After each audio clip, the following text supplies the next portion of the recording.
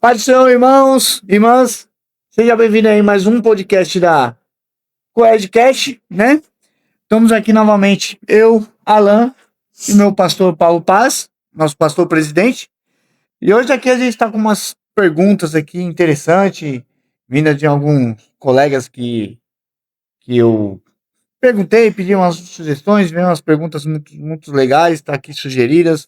E de antemão, quero agradecer vocês aí que estão assistindo. Eu não sei que horário que vocês estão assistindo. Boa tarde, bom dia, boa tarde, boa noite, né? Que eu não sei que hora que vocês vão estar assistindo.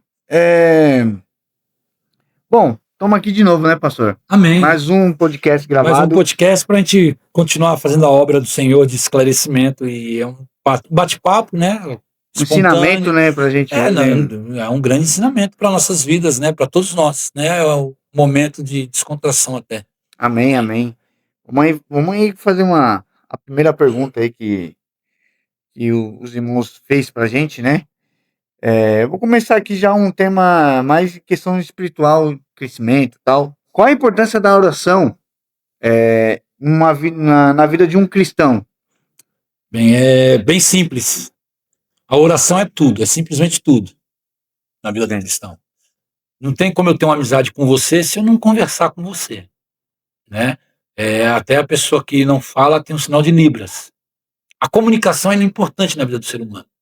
Não existe relacionamento sem comunicação. Então, não tem como eu ter um relacionamento com Deus sem a oração. Então, não existe maneira de você conversar com Deus sem a oração. Então, a oração é tudo. Tudo. A oração é o ar que eu respiro. Se eu parar de respirar, eu morro. Se eu parar de orar, o meu relacionamento com Deus morre. Então, a oração é tudo. Simples assim. A oração é tudo. Acho que a oração é a chave de tudo, né? Justamente a chave de tudo. Porque Deus, ele tem algumas maneiras de falar conosco, né? De Deus para com nós, né? O ser humano. É através de um sonho, né? Deus vai usar um profeta, que também é fala. Deus vai usar, né, a palavra dele como revelação. Agora, nós só temos um jeito de falar com Deus. É na oração. Né? Então, não tem relacionamento sem oração. É o telefone sem fio, né? Direto, né? Amém. Mas tem que falar com Deus. Então, a oração é primordial. Né? Não tem nem questionamento. Não tem nem como falar assim. Não consigo falar. Tem gente que fica perguntando, não sei orar, não sei como fazer. Eu acho que uma oração é tão simples, tipo, ajoelhar e falar, Deus, tô aqui. Conversar, uma conversa direta, né? Eu creio assim, foi bom você colocar esse ponto de vista, Elo, porque assim, eu creio que a oração é algo tão importante na nossa vida, como foi falado aqui, mas de uma maneira respeitosa, né? Eu não vou entrar eu sou funcionário público, eu não vou entrar no gabinete do prefeito, né? E chamar o prefeito de cara. E aí, cara? E aí, cara? E aí? Não. Eu vou chegar lá com todo respeito. Sim. Então, Deus é o mesmo, ontem, hoje, eternamente. Então, Deus não muda. Deus é imutável, tá? Então, as pessoas têm que entender isso. O cristão tem que entender que Deus não muda. O que muda é a sociedade. O que mudou foi o ser humano, né? Tem coisas boas, né? E Deus, tudo na permissão de Deus, que vem acontecendo nas nossas vidas, né? Então, tem mudanças boas, né? Sim. Eu sou de uma época que a água era de poço, você tinha que puxar água de poço. Hoje em dia você abre a torneira e sai até água quente. Então tem mudanças pro bom, né? E mesmo assim é o ser humano. Mas Deus não muda. Deus é o mesmo. Não existe dois deuses. Deus do Velho Testamento, Deus do Novo Testamento, né? Como alguns falam, Deus, né, era a lei, agora é a graça. Não, Deus tem a lei, tem a graça, mas Deus continua o mesmo, né? Então, por isso foi muito boa essa sua colocação. Então, eu creio que a oração, sem sombra de dúvida, é o mais importante para se ter um relacionamento com Deus, mas é o respeito, né? Não estou falando de você também falar palavras inefáveis ou palavras difíceis. Tal. Bonita, né? Bonita. Né? Seja sempre você para conversar com Deus, mas com muito respeito. Porque Deus continua exigindo respeito da parte do ser humano. Tá? Não é o cara ainda. É verdade. Acho que tem que manter. Acho que em casos assim, tem que manter respeito. É uma coisa curioso você falar assim, respeito, né? Eu, quando comecei, né, cristão, me converti e tal, vou ser sincero pra você, eu não sabia orar. Não sabia É o mesmo. natural, todo mundo fala isso. Acho que o começo, quem começa, né? No evangelho, no evangelho, acho que não tem essa. Acho que é um medo, não sei orar, não sei como que é. Aí eu peguei um hábito, o que eu lembro até que o senhor me falou, conversa, faz uma conversa normal. Aí que nem você falou, Com com respeito. respeito. É o respeito, Aí é a foi algo que base. eu comecei a adquirir esse jeito de fazer uma oração. É Isso. muito bom. Foi um aprendizado, ao mesmo tempo um É. aprendizado e foi um E costume. quanto mais você. É igual o relacionamento de um casal. Quanto mais conversa, quanto mais se entendem, né? Mais tem intimidade. E se você quer intimidade com Deus, é oração. A chave é a oração. Não existe intimidade com Deus. Eu vejo aí pessoas, fazer uma campanha, né? Buscar intimidade com Deus. É oração. Intimidade com Deus é oração. Quanto mais converso com você, mais amizade eu tenho. Sim. Não é assim? Sim. Né? Até o ponto de eu ir na sua casa sem ligar para você. Alan, vou na tua casa dia tal, hora tal. Não, eu chego lá e bato palma. Por quê? Porque eu já tenho um relacionamento. Eu já tenho uma amizade com você. E se você não estiver lá, para mim, sem problema. Mas eu vou à sua casa a hora que eu achar que eu devo ir. Eu vou chamar você para conversar a hora que eu quero.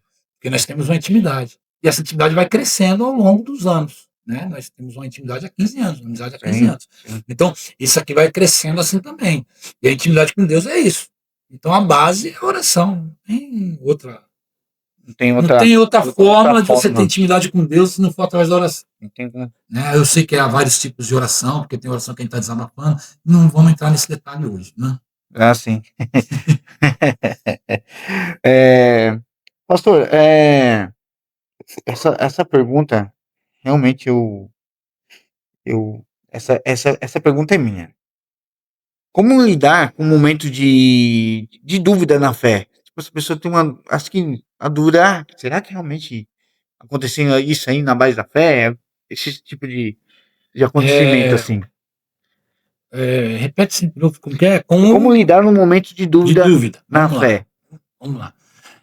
A gente tem que entender duas coisas aqui. Duas coisas. Né? Primeiro, né, como diz, eu aprendi assim, né, Deus ele não vai operar na dúvida. Porque se eu tenho dúvida, eu não tenho fé. Tá? Então, assim, ou eu tenho a claridade ou eu tenho a escuridão. Né? As duas juntas não dá. Né? Tem coisas que não mistura. Né? Água e óleo não mistura, né? Fica aquelas, né? Não vai, né? Então, assim, mas nós temos esses momentos de dúvida. Tá? E eu vejo que Deus ele não fica triste, ou Deus não vai ficar triste, nem vai ficar chateado com você em um momento de dúvida. Eu vou trazer aqui um exemplo bíblico, né? Lá no livro de Juízes, no capítulo 6, fala de um cara chamado Gideão. Certo? Gideão está passando por um momento de dificuldade na vida dele. Tá? E a dúvida, ela surge nas nossas vidas no momento de dificuldade. Quando está tudo bem, que o dinheiro está sobrando, você tem saúde, o seu carro não quebra, né? A vida amorosa está abençoada, Tá uma né? maravilha de tudo, né? Tudo vai bem, né? Inclusive o pessoal ora menos nessas horas, mas não deveria, Verdade. né? Mas ora menos, né? Eu acho que é do ser humano. Então a gente tem que entender isso. A palavra de Deus, né? Ela nos ensina sobre fé, né? Mas eu vou trazer aqui o exemplo de Gedeão. Gedeão é um cara que estava passando uma dificuldade muito grande, certo? Mas ele é um cara fiel a Deus na situação que ele está. Não vou contar a história de Gedeão. Quem quiser ler lá, Gedeão, Juízes capítulo 6. A história de Gedeão é linda, é maravilhosa. É de umas histórias que vai justamente calhar na sua pergunta da dúvida. Uhum. Gedeão, ele não tem dúvida de quem é Deus. Tá? Ele não tem dúvida. E quando o anjo aparece para ele e conversa com ele, ele sabe que já que o anjo é de Deus, ele tem a convicção, tá? Ele talvez ele está naquele processo de dúvida que nós entramos, né? Peraí, o senhor é comigo e olha o que está acontecendo comigo. Na verdade, ele começa a fazer uma oração a Deus. o Senhor é comigo, mas olha o que está acontecendo comigo, né? Então, é natural do ser humano deixar dúvidas adentrar nas nossas vidas, assim, por causa da situação. Mas a palavra diz que Gedeão, quando Deus chama ele, que está no largar lá, né, na dificuldade lá, eu acho interessante que Gedeão em nenhum momento ele duvida do que Deus tem para a vida dele. Então, como eu vou lidar com um momento de dúvida na minha vida? Primeira coisa, saber que Deus é Deus. Então, primeiro passo, vir dúvida nas nossas vidas, vem. Sempre vem. Sempre vai vir uma dúvida, porque a dúvida, eu creio, é uma coisa pessoal minha, que é uma seta do maligno, entendeu? Você tá ali, e daqui a pouco ele joga uma dúvida, porque a dúvida, se eu tenho só um caminho, eu não tenho dúvida, só tenho um caminho, né? Uhum. E Cristo fala que ele é o caminho. Então, se eu só estou num caminho, eu não tenho dúvida. Se eu tenho que viajar para a Bahia, né, para o Ceará, e fala assim, só tem uma rodovia tal. Só tem uma rodovia, só tem um caminho. Eu pego a rodovia e vou. E eu sei que eu vou chegar na Bahia. Eu sei que eu vou chegar no meu destino. Porque só tem um caminho. A partir do momento que alguém fala assim para mim, mas se tem uma outra rodovia que é menos buraco. Aí vem aquela entrada paralela, né? Tem uma outra rodovia que lá é bom, porque lá não tem pedágio. Só que tem buraco. E aí já plantou dúvida. Aí agora você tem 3 caminhos. Então a dúvida é algo que sobrevém em nossas vidas para tirar nós do foco. Certo? Uhum. Aí você vai escolher qual é o melhor caminho. Materialmente falando, você vai escolher qual é o melhor caminho. Eu preferia pagar o pedágio e não ter buraco. Né? Vamos pôr o exemplo. Né? Então o Gedeão está no momento da vida dele e o anjo aparece para ele, o anjo fala com ele, e puxa vida, e ele é escolhido, ele é chamado de varão valoroso, entendeu? Mas lá na frente, eu acho que já no Gedeão, capítulo 6 também, né? Mas já mais uns versículos para frente, depois que ele recebe essa palavra de Deus, né, o anjo de Deus, quando Deus determina algo para ele, ele acha que ele não pode. Mas quem lança isso nas nossas vidas é o inimigo. Porque toda vez que Deus falar para você, Alan, toda vez que Deus falar para alguém, né, vai na tua força, é porque Deus já selou aquilo que ele tem para a tua vida. Quando Deus falou para Gedeão, vai na tua força, eu sou contigo, Deus já falou, cara, pode ir que eu tô lá contigo. E aí Gedeão, ele entende, eu chamo. Só que mais lá para frente, eu não sei se é o versículo, eu não lembro o versículo, mais lá para frente, um pouquinho mais para frente, mas tudo está em Juízes capítulo 6, 7 e 8, parece que são 3 capítulos ou 4 que fala sobre a vida de Gedeão. Sim. Mais lá para frente, quando Deus fala assim para ele, agora você vai vencer os midianitas. Aí ele deixa entrar a dúvida. Quando ele faz aquele, lembra, o teste do algodão, ele vai pôr algodão na selva, fala assim, não molhar, eu sei que isso é comigo mesmo. Mas Deus já tinha falado lá para ele no capítulo 6 que Deus era com ele. Então, nesse espaço de tempo, o inimigo conseguiu lançar uma dúvida. E nós somos assim. Então, Deus não ficou chateado porque Gedeão colocou um chumacho de algodão na relva, né? E ele falou, vou para aqui. Se molhar, eu sei que isso é comigo. Aí molhou. Ele falou, não, mas molhar é uma lógica. Aí no outro dia ele, não, se não molhar, né? Então, entrou a dúvida. Mas eu vejo ali, aquele momento que Gedeão faz, é um tratamento, que a Bíblia está no tratamento para sanar nossas dúvidas. E não uma dúvida perante a Deus. O que eu creio que desagrada a Deus é quando a minha dúvida é referente a Deus. Aquela dúvida de Gedeão é uma dúvida humana que entrou no coração dele, e ele está tratando, aí Deus está tratando a dúvida dele. Tá? Então, como eu faço para superar a dúvida? Primeiro, eu creio que Deus é Deus. Então, eu tenho que ter essa convicção. Tá? A Bíblia fala assim que sem fé é impossível agradar a Deus. Verdade. Né? Então, Gedeão, ele sabia quem era Deus.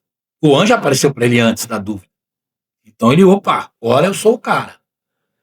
Mas é a mesma coisa, você aceita Jesus Cristo, você começa a frequentar a igreja, Você vira um cristão, e aí você tá ali, por isso que fala do primeiro amor, né? Você tá ali talado, faz tudo, e aqui passa por cima, e se aparecer um rio, você até anda igual Pedro, você atravessa andando. Mas com o tempo, vem dúvidas, sim. Que não pode ser dúvida de Deus. Eu ter dúvida de Deus. Mas é natural eu ter dúvidas sobre talvez até onde vai minha fé. Até onde eu realmente eu consigo atravessar até onde eu consigo andar sobre as águas. Né? Pedro não tinha dúvida que era Cristo. Quando Pedro olhou lá e falou, é Cristo, é o mestre. Ele não teve dúvida. E ele não teve dúvida quando o mestre falou, vem. Pedro vai lá e sai do barco e sai andando. Mas quando ele olha para os lados, é a dúvida. Então o inimigo ele é expert em jogar dúvida em nossos corações, porque Deus não vai operar na dúvida. Porque quando você está na dúvida, você está titubeando entre dois senhores. Tá? E Deus não divide a glória. Então, sim, então na dúvida Deus não vai operar. Então eu trato minha dúvida, então eu tô, como você perguntou, eu tô num momento de dúvida na minha vida, entendeu? Então eu tenho que tratar minha dúvida. Sim. Tá? Eu tenho que ver que o problema sou eu. Tá? Eu não posso duvidar daquilo que Deus me prometeu. Eu não posso duvidar daquilo que Deus mostrou para mim. Eu não posso duvidar daquilo que Deus tem para minha vida. É crer. Então, sem fé é impossível agradar a Deus. Então, eu tenho fé e eu vou seguir. Entrou dúvida, eu tenho que tratar essa dúvida. Porque a dúvida, para mim, é uma raiz do mal. É uma semente do mal. E se você deixou a dúvida entrar no seu coração, ela vai ficar lá e um dia ela pode florir. Ela pode germinar. E aí o rombo lá na frente é maior. Então, entrou dúvida, trata. Gedeão tratou a dúvida dele. E eu acho legal o Gedeão, porque não vou, senão vamos falar muito sobre isso. Mas Gedeão, Deus trata a dúvida de Gedeão. Tá? Então, quando nós passamos por uma dúvida, nós temos que tratar a nossa dúvida. Procura um pastor da igreja, procura alguém para conversar, mas alguém centrado, né? Para que te oriente. Tá? Aí você combate a dúvida. E aí você é curado da dúvida. É que nem a história, né? A pessoa tá no muro, de um lado tá o nosso inimiguinho e aqui o céu e o inverno. É. E a pessoa tá andando no muro, um lado tá falando, vem, vem, vem, vem. Tá torcendo, fazendo a campanha, né? Vem, vem pra cá. Do outro lado, o outro lado tá sossegadinho aqui. Mas por que você tá quieto? Porque eu já sei que talvez ele venha pra esse lado, pra esse caminho. Né? Eu acho que a dúvida vem dessa parábola, né? Eu acho, né? Ou não? Porque na verdade, se você estiver na dúvida e você ficar andando na dúvida, Deus não opera na dúvida, porque na dúvida já tá. A dúvida eu não sei o princípio da palavra dúvida, né? Da origem da palavra dúvida. Mas eu vejo assim, no meu ponto de vista, que a dúvida já é te dubiando entre dois caminhos. Toda vez que você tem dúvida, é porque você tem opção. Se você não tem opção, não tem dúvida. Então, e Cristo aí fala, ele é o único caminho. Sim. Então, quando o inimigo põe mais caminho na tua frente, é a hora que entra a dúvida. Então, você vai trocar de carro. Você fica naquela dúvida. Você pega esse carro, pega aquele outro, pega aquele outro, pega aquele outro. Então, como é que eu faço para combater a dúvida? O problema é o carro? Não é. O problema é a minha dúvida. Então, eu vou sanar a minha dúvida. Eu vou ver qual carro que é mais econômico, eu vou ver minhas condições financeiras, dá para me comprar, não dá para comprar, qual carro que me dá mais autonomia. Então, saber as características positivas do carro. Quando você tirar esses dados do carro que você quer, você não tem mais dúvida. Você fala, não, agora eu sei que eu quero tal carro. Você vai com a certeza. Né? Você já vai com a certeza. É uma coisa assim. Gedeão, ele faz, né, lá essa dúvida é em Gedeão 6, né, livro de Juízes, capítulo 6, 36. É quando ele pega lá e fala assim, Deus, eu vou para a luta ou não vou para a luta? Entendeu? Na verdade, ele sabia que Deus era com ele, porque o anjo já tinha aparecido para ele, ó, há mais tempo. Né? No começo do capítulo 6, né, no versículo 5 ou 8 por ali, o anjo aparece para Gedeão. Ele recebe de Deus uma mensagem. Então, eu supero as dúvidas, tá?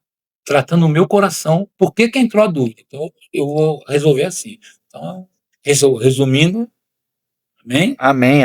Amém. Deus não trabalha com dúvida. Não. Tem nem... Porque se você tem dúvida, você pode hoje estar servindo a Deus e amanhã servindo a Mamon. É verdade. Bom, o que significa para você servir a Deus através da igreja? Boa pergunta, né? Todas as perguntas são boas, né? Mas essa é interessante, porque é uma coisa bem pessoal.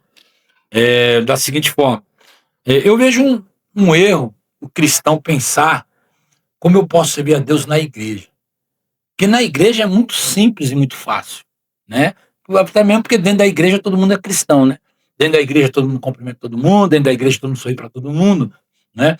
Na verdade, o significado de servir a Deus em todos os lugares. Em todos os lugares. Quando eu acordo de manhã, né? Eu desperto meu dia, que eu vou lá, tomo meu banho, escovo meus dentes e tal, né, me arrumo para ir trabalhar, eu já estou a serviço do Senhor. Então, eu vou honrar a Deus no meu dia a dia, eu vou honrar a Deus respeitando as pessoas, cumprimentando as pessoas, né? Fazendo mais difícil, mas temos que aprender a fazer, que é amar aqueles que não me amam, né? Olhando para minha esposa, nos olhos de amor, de carinho, cuidando da minha casa. Então, eu não sirvo a Deus, essa expressão, como eu sirvo a Deus na igreja? Eu não sirvo a Deus na igreja. Eu sirvo a Deus na minha vida, num todo.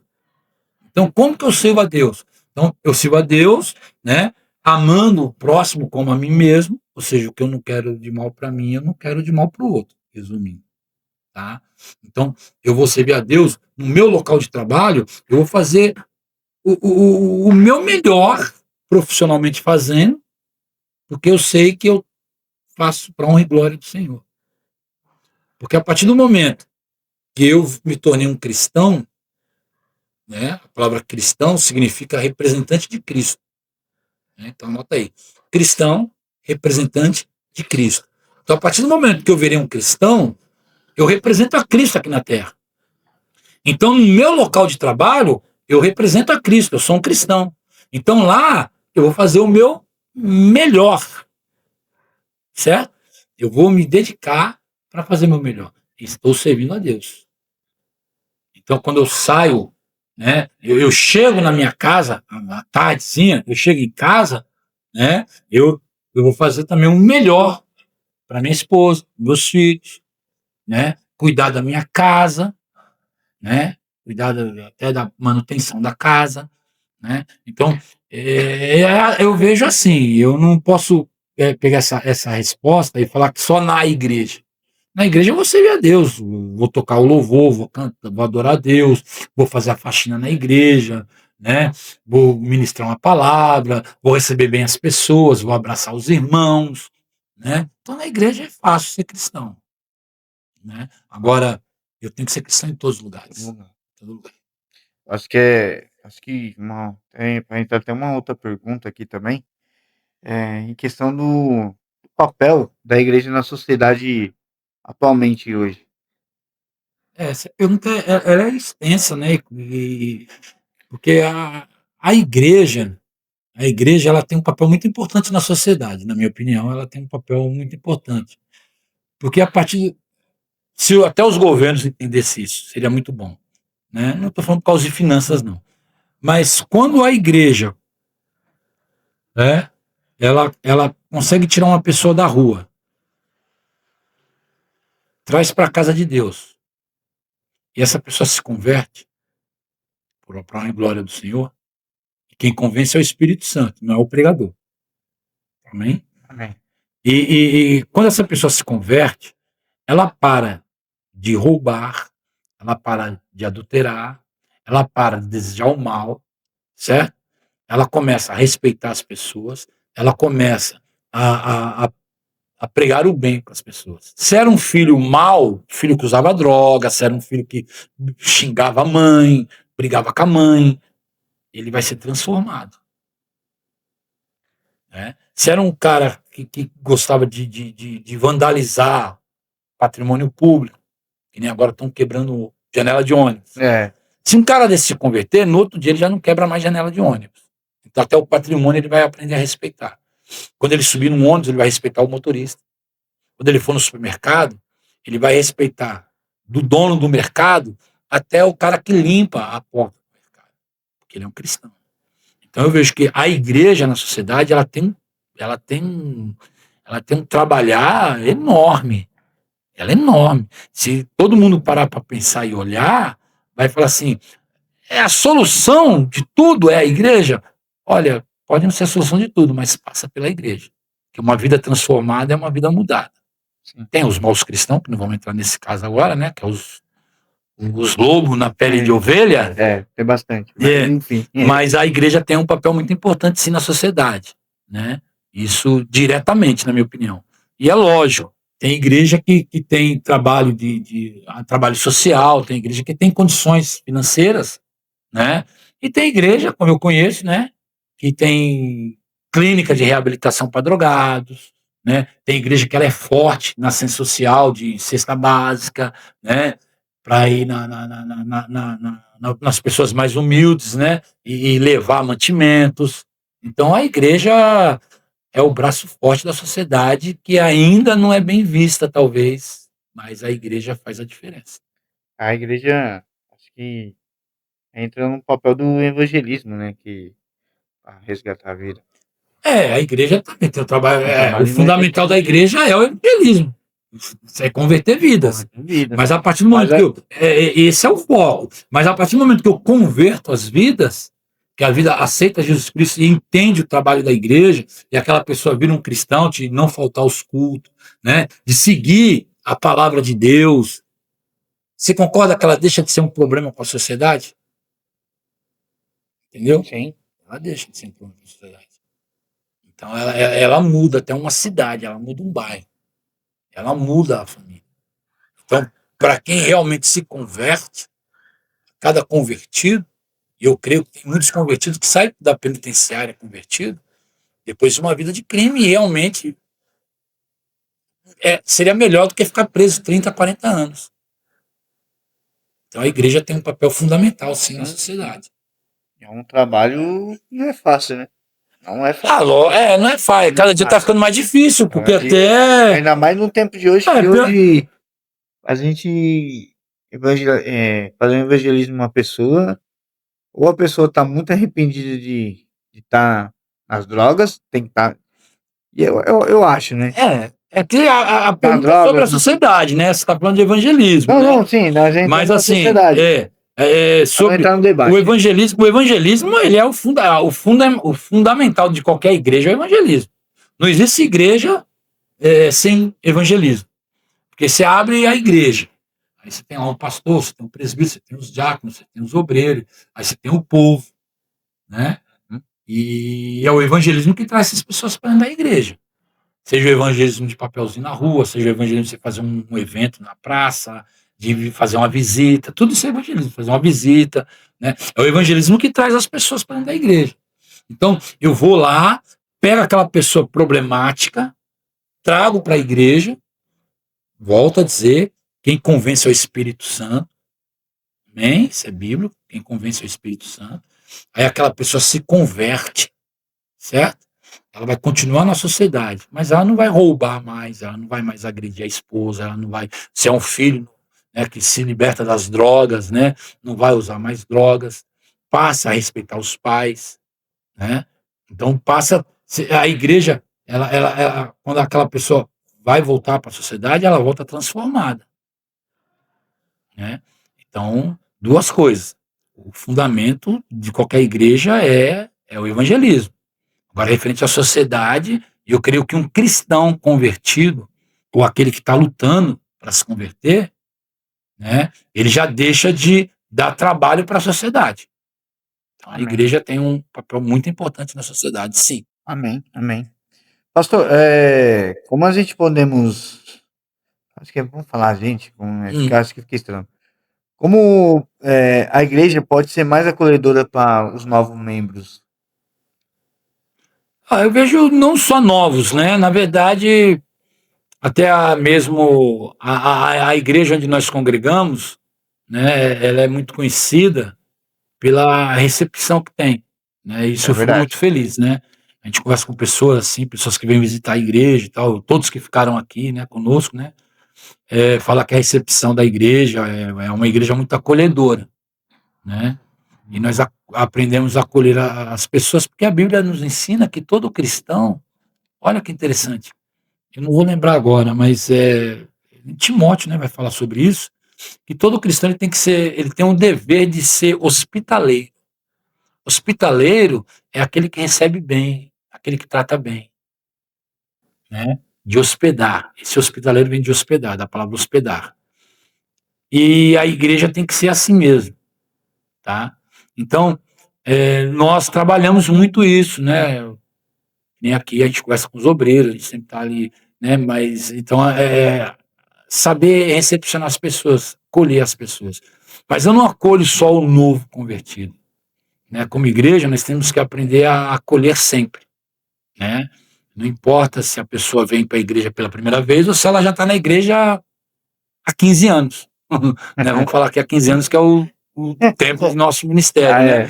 Mas acolher sempre tem que ser acolhedora. Assim. A igreja ela tem que ser acolhedora.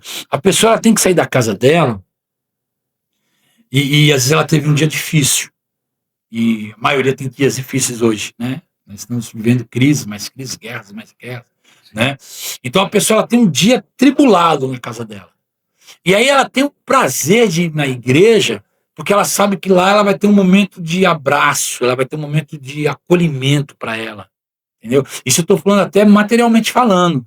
Ela vai chegar na igreja, né? E de repente ela teve um dia que brigou com o marido, brigou com o filho, as contas não fecharam. Aqueles dias que é difícil mesmo. Mas ela sabe que quando ela chegar na igreja, entendeu? Ela vai ter alguém sorrindo para ela, abraçando ela com sinceridade, entendeu?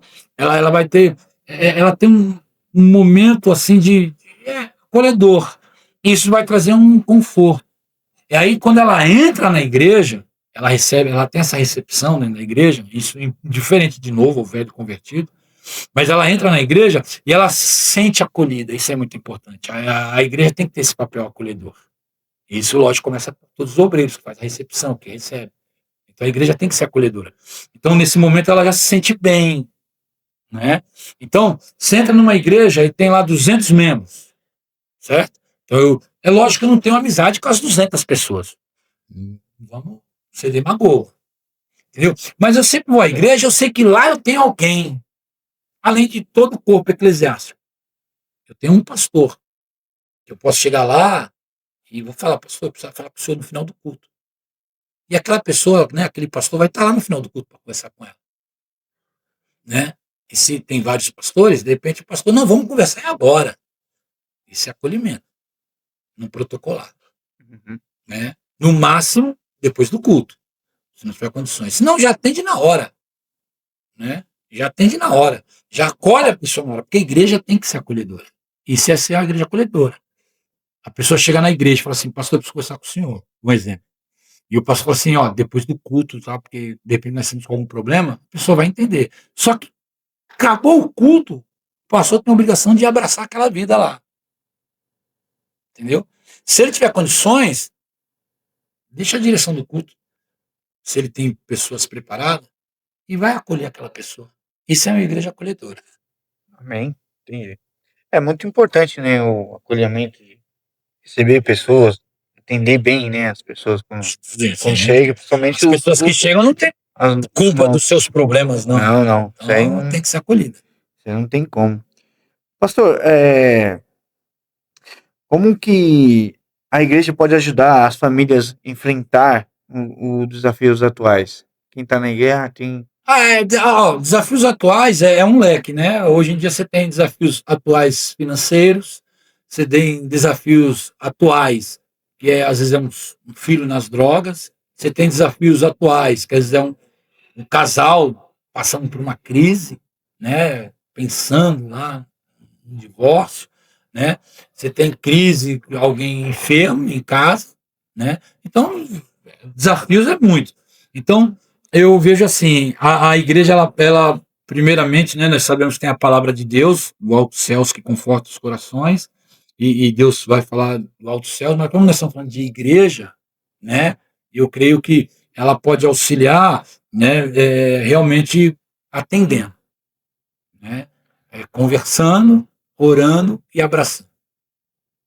Conversa, oração, abraço, né? Se a igreja tiver condições, às vezes financeira para ajudar alguma coisa, em alguma coisa, acho que a igreja estaria apta para isso, né? Então, mas o essencial para ajudar a sua pergunta, o que a igreja pode fazer, é justamente, né? Vamos mudar assim, vamos pôr 3 passos para nós resumir. Ouvir, anota aí, orar e abraçar, né? Então anota que isso é muito importante para nossas vidas. Então a igreja ela tem que aprender ouvir, orar e abraçar. Esses 3 pontos é o que vai fazer a diferença na tua igreja, em qualquer igreja, Sim. tá? Eu não posso orar se eu não ouvir. A oração, né? A oração, ela direcionada, ela surge mais efeito. Uma coisa é você chegar em mim e falar assim, pastor, ora por mim. Eu vou ficar com aquela cara de ué, Mas tá? em que propósito, né? Eu pergunto, né? Eu não sou quem me conhece sabe, eu não sou de ficar cutucando a vida particular de ninguém, né? E eu pergunto para a pessoa, tem algum propósito a oração? Se a pessoa falar assim, né, como a gente escuta, eu vou falar como pastor, não, pastor, Deus sabe de todas as coisas, só ora por mim. Eu vou orar, mas vai ser uma oração bem superficial. Eu falo assim, Deus, o senhor sabe o que o fulano está passando, né? O senhor sabe o que ele é merecedor, o senhor sabe o que ele está fazendo. Eu vou fazer aquela oração, né, para que Deus continue protegendo, abençoando ele, né? Vou até falar, Deus ouve a oração dele. Esse é o perigo.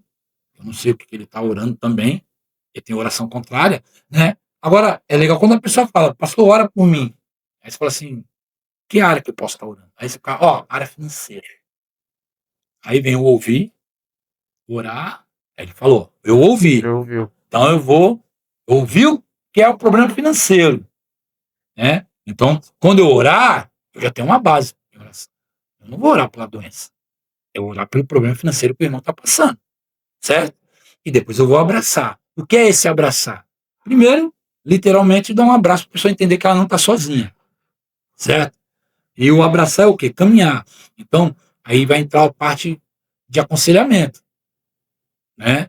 Ou de indicação. Eu te indico, eu conheço um cara que é bom, ele é economista, né? Acho que a sua situação está tão difícil que é bom a gente trocar uma ideia com os economistas aí para ver o que a gente pode fazer.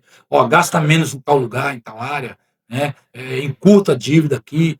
E aí a gente vai. Então, você viu como encaixa? Ouvir, orar e abraçar. Bom. Entendeu? Essa eu peguei para mim aqui, ó. Tá aqui, já marcado aqui. Tá anotado. É interessante, né? Você falou de financeiro, né?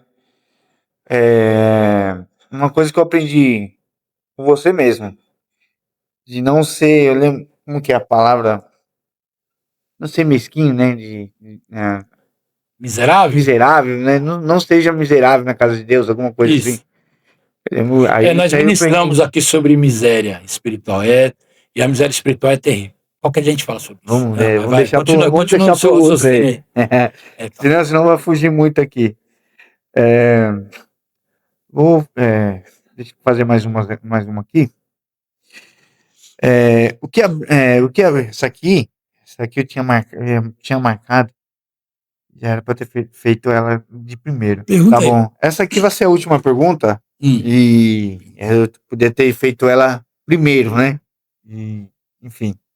O que a Bíblia diz sobre o perdão e como vivemos isso na prática? Então vamos lá. Vamos de uma maneira resumida, né, sem teologia. Da seguinte forma. A Bíblia nos ensina assim. Cristo fala assim: se eu não perdoar os que me ofendem, o Pai no alto céus não vai me perdoar. Então, é uma mão de dupla via. Tá? Eu sei que perdoar não é fácil, né? Principalmente quando alguém magoa a gente, quando alguém decepciona a gente, quando a gente desacredita de alguém, né? Sim. Então, eu sei que não é um sentimento que eu dormi, acordei, eu estou perdoando. Só que o perdoar, em nenhum versículo bíblico, eu nem me lembro agora, mas nenhum versículo bíblico fala que quando o perdão vem do alto céus para com outra pessoa, de mim para outra pessoa. O único perdão que vem do alto céus, de Deus, é para você mesmo. meus pecados. Quando eu peco, Deus me perdoa. Se eu me arrepender, aí Deus me perdoa. Então, o perdão do alto céus, ele é individual. Agora, quando eu tenho que perdoar o amigo, a pessoa que está ao meu lado, quando eu tenho que perdoar essa pessoa, isso vem de mim. Tá? Então é parte de mim praticar o perdão. Eu não sou obrigado a andar com o Alan. Mas Deus fala que eu tenho que perdoar o Alan. Se eu não perdoar o Alan, pecados que eu tenho sobre minha vida, Deus também não vai me perdoar. Eu posso ter uma vida dentro da igreja, mas no dia do juízo eu vou para o inferno. Porque eu não ministrei o perdão. E está linkado. O pecador não entra no céu. Se eu não tenho perdão, eu sou um pecador. Então eu não entro no céu. Está linkado, é uma ligação. Então, se Deus não perdoar os meus pecados, eu não entro no céu. Então, meus pecados serão perdoados a partir do momento que eu também aprendo a perdoar as pessoas. Então, como praticar? Eu sei que é difícil, tá? É uma coisa humana, mas eu tenho que entender esses princípios bíblicos que eu falei aqui. Eu tenho que entender que eu estou numa balança. Se eu não ministro perdão, eu também estou no mesmo nível daquela pessoa. Então, eu vou praticar o perdão. Praticar o perdão, né, é eu orar, eu orando a Deus, eu confessando a Deus, não só os meus pecados, e eu confessando a Deus o porquê que eu não estou conseguindo perdoar, né, o irmão, né, por causa da dor. Então, eu trato a dor. Tá? E não adianta você orar, falar assim, Deus, o dia que eu sentir, eu quero perdoar o meu irmão. Você não vai sentir nunca. Porque até o inimigo vai trabalhar para você não perdoar. Tá? Então, perdão é algo que eu aprendo a ministrar sobre as vidas. Tá? Então, eu trato meu coração da mágoa, da decepção, né, que a pessoa fez comigo, certo? Eu trato isso, tá? Tem a justiça do homem, tá? Pecados, tá? Não invalida, tá? Anota aí, ó. Pecados não invalida as consequências. Todo pecado gera consequências. E ele não invalida a consequência. Tá? Agora, o perdão invalida o pecado. O perdão, ele abençoa. Quando perdoa. Então, eu tenho que tratar essa questão dessa maneira. Tá? Se eu não perdoar, eu não serei perdoado. Eu tenho que pensar nisso. Não adianta a minha vida cristã na igreja, pregando no altar, vivendo a palavra de Deus, evangelizando, jejuando, num grande dia. Senhor, Senhor, não te conheço. Porque eu nem procurei ministrar o perdão. Porque uma das raízes de não perdoar, não sei se você sabe, uma das raízes de não perdoar chama-se minha razão. Eu vejo pessoas falarem assim, não, não, eu estou certo. Eu não vou perdoar fulano porque eu estou certo. Então isso já impede você de perdoar o cara ou a pessoa. Que seja um adultério, que seja uma traição. Você não precisa andar mais com a pessoa. A carta de divórcio abençoada na Bíblia. Você não tá, eu não preciso andar mais com a pessoa. Mas, porque quando eu não perdoo, vai criar uma raiz de mágoa dentro de mim. E tem pessoas hoje que têm câncer e não sabem por que tem câncer. Tem pessoas que não sabem por que está doente. Falta de perdão. Então é difícil mesmo, mas tem que ser praticado. A pessoa ela tem que começar a entender isso. Ela tem que entender que a maior vítima é ela mesma por não perdoar. Eu não sou obrigado a andar com a pessoa mais. Mas não vou deixar de tratar o meu coração. Falta de perdão é falta de tratamento. Amém, amém. É bem difícil. É bem difícil. É por isso que nem todos, né? Nem todos, né, vão alcançar a graça de estar lá na glória. Mas é bem difícil porque fazer então, o perdão para a pessoa. Olha, eu vou falar para você assim. Eu acho que quando a gente tudo aquilo na sua vida, tudo, que você acha que já é difícil se torna impossível. Pessoas que venceram na vida foram justamente porque viram não a dificuldade, mas a vontade de chegar. Pegou? Peguei. Entendeu? Amém. Então, essa é boa, hein? Amém.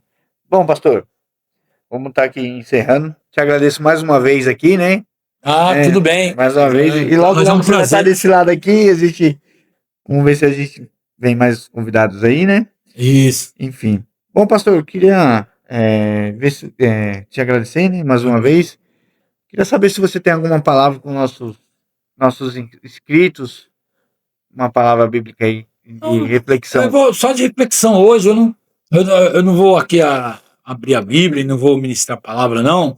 Mas é assim: para de olhar para os lados e olhe mais para Cristo. Amém. Tá? Hoje a palavra que eu quero deixar é essa. Né? Infelizmente, nós estamos olhando muito para os lados. Né? Aí está exigindo aquilo que nós nem conseguimos fazer. A gente exige muito, né? Não só de Deus, como das pessoas ao nosso redor. A gente esqueceu que a salvação é individual. É individual. Tá? Tá dois dormindo, um sobe e o outro fica. Tá individual. Então a gente está esquecendo disso. Tá? E Cristo está voltando. Amém? Amém. Eu agradeço desde essa oportunidade. Amém. Amém. Bom, pessoal, mais uma vez, estamos aqui encerrando aqui, né, nosso podcast. Agradecer você aí que está assistindo. Se você não é inscrito, deixe o seu like aí para fortalecer o nosso canal. Compartilha, ativa o sininho. E te agradeço muito. E o like ajuda muito. E deixa os comentários aí também. Deixa perguntas, né? Deixa perguntas aí pra gente, né? Se você tem alguma pergunta, alguma dúvida, que também em breve a gente vai estar fazendo ao vivo também. Logo, logo a gente vai estar fazendo ao vivo. Por enquanto a gente está fazendo gravado. E também deixar aqui também as lives dos nossos cultos. De quinta e domingo a gente tem as lives. Sempre tem o nosso curso, sempre tem algum pastor com uma palavra abençoada. Participa, entra no nosso canal aí e assiste. Beleza, pessoal? Desde já, obrigado. Deus abençoe vocês e tenham uma boa semana. Lembrando, toda semana vai ter um vídeo aqui no nosso podcast, aqui no nosso canal. Beleza? Deus abençoe. Obrigado. Valeu.